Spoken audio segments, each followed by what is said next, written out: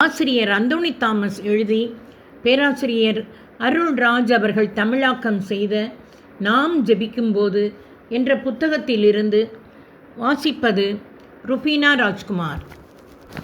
அன்பிலே நடக்க கற்றல்.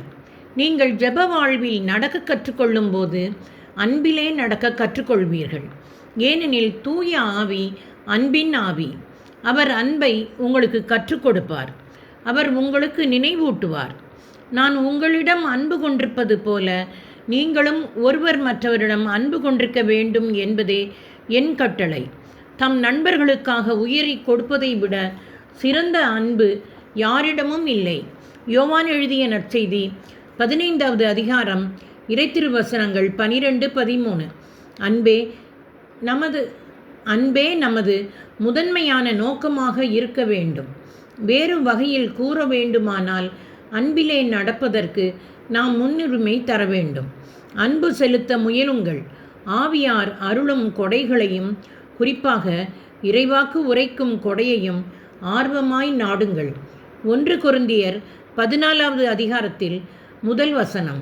பலமுறை நாம் அன்பிலே நடக்க தவறிவிடுகின்றோம். பிறரிடம் இருந்து பிரச்சனை உருவாகும் போது நம் பழைய வழியான கோபத்தை கையாள்கிறோம். அந்த நேரங்களில் கடவுளின் ஆவியானவர் பிறரை மன்னிக்கவும் அன்பின் வழியிலே நடக்கவும் நமக்கு ஞாபகம் ஊட்டுகிறார்.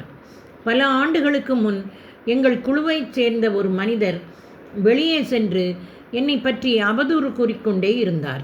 நான் உண்மையில் மனமுடைந்து போனேன். எங்கள் பொருளாளர் அருட்திரு மேத்யூ தடத்தில் அடிகளாரை பார்க்க போனேன்.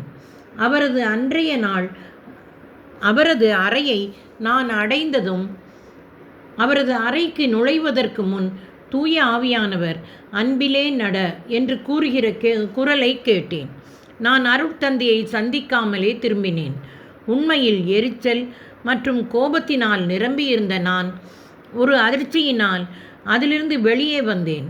மேலும் கடவுளின் உதவியினால் அந்த மனிதருக்கு எதிராக எந்த மனக்குறை மற்றும் கோபம் இல்லாமல் அன்பிலே நடந்தேன்.